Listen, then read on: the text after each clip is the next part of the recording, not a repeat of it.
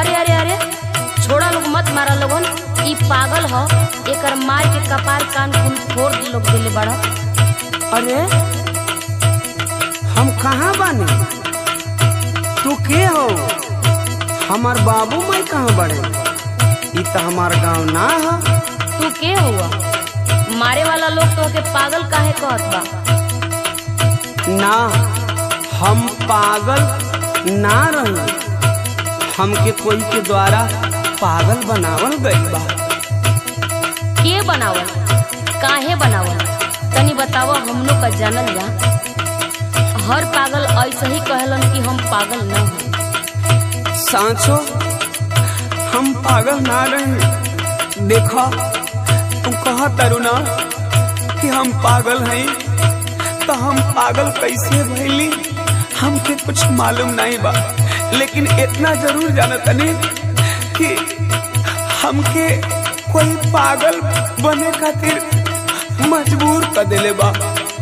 हमारे को बात सुना ना। बड़ी दुख में लागत रहा, सुनावा ना। उल्फत में धोखा मिलल मारल लोग में हानावा, यार मारल लोग में हानावा, तानवा करनवा पागल, तानवा करनवा पागल भइल बा जीवनवा है यहे।